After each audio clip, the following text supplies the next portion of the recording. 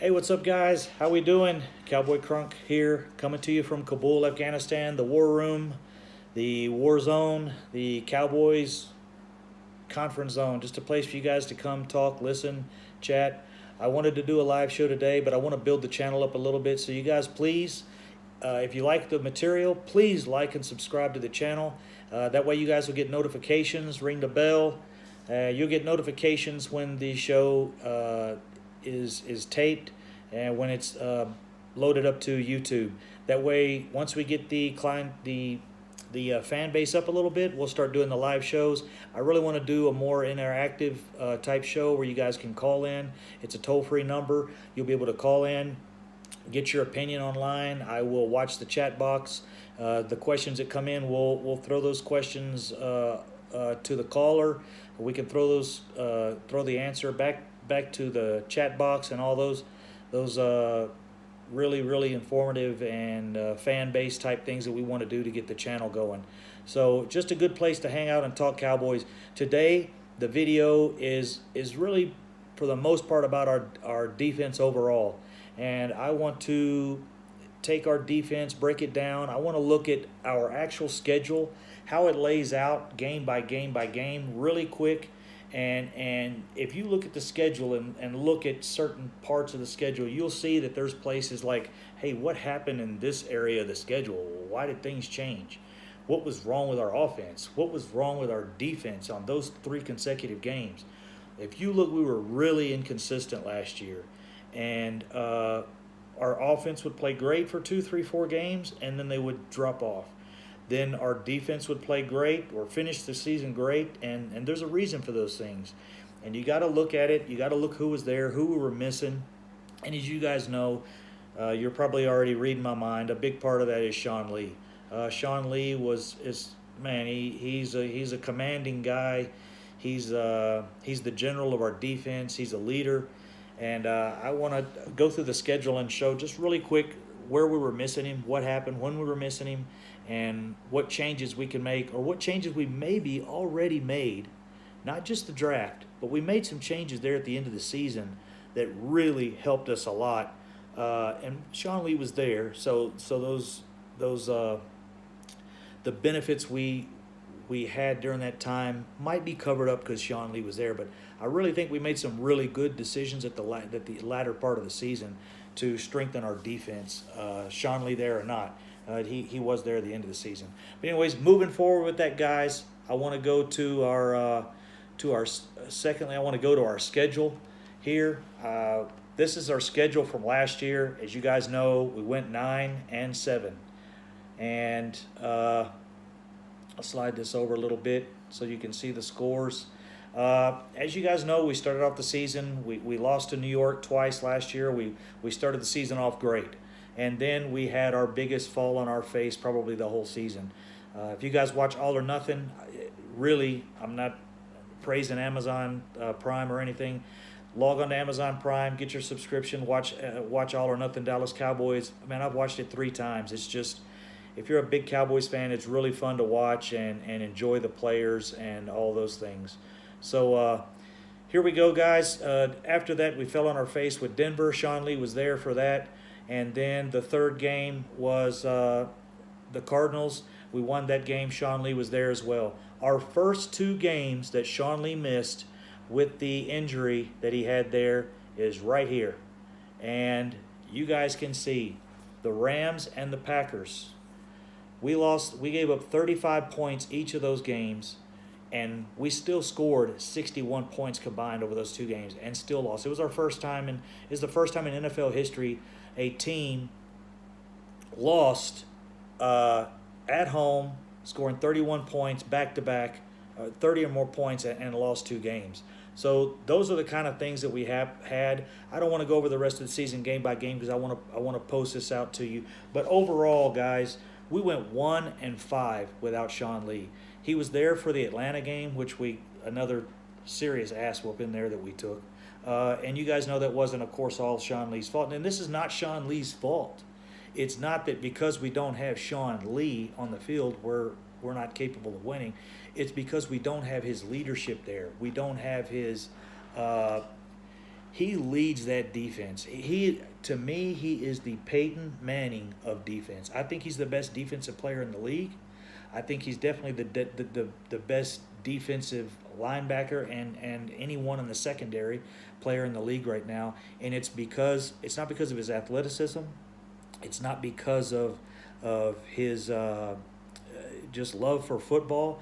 It's a lot of things. It's his determination. It's the time he spends in the film room, and it's his ability to command that defense and put guys in the right place. You'll see him right before the snap, jumping up and down and telling guys, "Hey, move up, slide back, move up, hey, cover that guy in the slot," you know. And all of a sudden, boom! It's a pass in the slot. It's really unique. He's really is a unique guy. I think our linebackers and our secondary are going to benefit from him being there, along with the new secondary coach. I think that's going to step up. And on top of that, that's the second point I want to make. But we're going to move through the schedule real quick, guys. I want to go through the schedule still a little more here. We had some issues here on scoring in the middle of the season, and this was right after we lost our running back, as you guys know. We went through the suspension there for Ezekiel Elliott, and during that time, he missed the 6 games. And during that time, we scored 17, 7, 9, 6.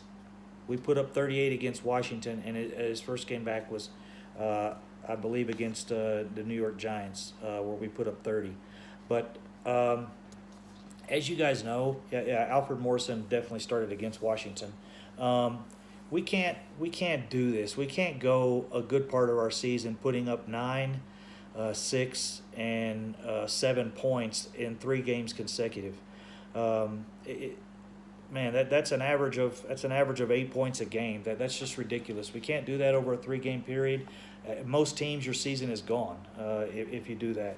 So a big part of that was Ezekiel Elliott being gone. Also, Sean Lee was gone 1 or 2 of those games. But during the season, we went 8-2, like I said, with Sean Lee on the field, and we went 1-5 without him.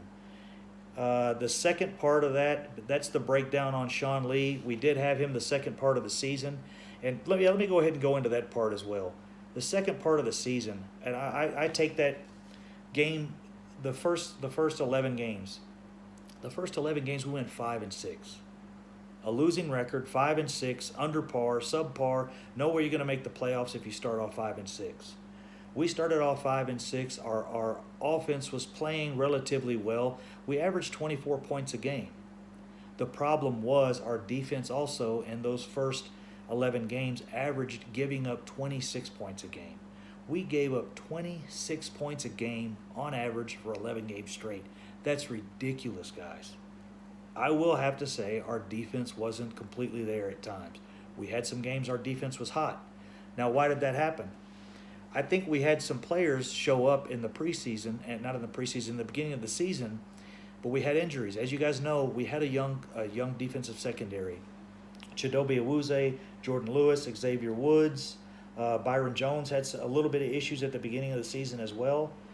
All of those guys had relatively nagging injuries the first part of the season. Starting week, it was week 13, week 12, week 13, against the Redskins. Against the Redskins is when we really happened to be able to put our secondary together, I think, the way we wanted it. I think they were a little nervous to do it as well at first with the guys being young. But starting that week, the rest of the season, we gave up 12 points. For the last 5 games, we gave up 12 points average. Guys, you're going to win games. If you're giving up 12 points, you're gonna win games, especially when you've got a running game, an offense that's very hard to stop. You got Ezekiel Elliott back there, who he was back there for. Sean Lee was there also, and like I said, we had Ezekiel Elliott, we had Sean Lee. We had Sean Lee for the last 3 games. So we had our team there. When our team is there, we're solid. We're strong guys. That secondary is solid. Do we need Earl Thomas? It's a to me, last night, Law Nation said it perfect. He's the cherry on top of the ice cream. Ice cream's good, but you know, you put the decorations on it, you add the cherry, the whipped cream, all that stuff. He's probably the whipped cream and the cherry on top. So that's where we are. To me, on this, I wanted to go into I think our secondary is solid, guys. Really, if we have those guys in there, you got Byron Jones at corner. You got Chidobe Awuzie at the other quarter, Jordan Lewis in the slot. You got Xavier Woods and Heath playing safety. I think we're solid. Could we be better? This is the thing. Earl Thomas is going to win you a game or two. There's going to be 2 or 3 plays a game where there's going to be a play 2 or 3 times a game when you're going to say, man, if we had Earl Thomas in there, that wouldn't have happened. So the thing is, if those 2 or 3 plays determine the game, that's why you fight for a guy like Earl Thomas, to get him on the team, to do what you need to do. Now, secondly, we got to look and see if that's going to happen. There's no way of telling. Seattle's holding their ground. Cowboys are acting interested. Even today, they had one of the guys from the staff post that, hey, it's talk, it's just media hype. If it happens, it happens. There's not really a big interest. The Cowboys aren't demanding a trade. Well, of course they're going to say that. It makes them look needy. It makes them look like they have to have Earl Thomas. It puts Seattle in a holding position. Seattle has no control here. Seattle is on, and I'm gonna post this on the name of the video. Seattle is on a treadmill right now with this Earl Thomas situation. And what I mean by that is they're going nowhere. They either need to make the trade and get something for him, or he's going to stay there and play, and he's going to be a miserable employee.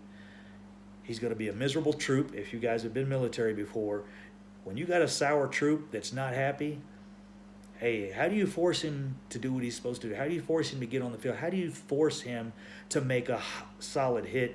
He sees, just saying Ezekiel, he sees Todd Gurley coming out of the backfield, coming around the corner, and he has to lay a hit on Todd Gurley.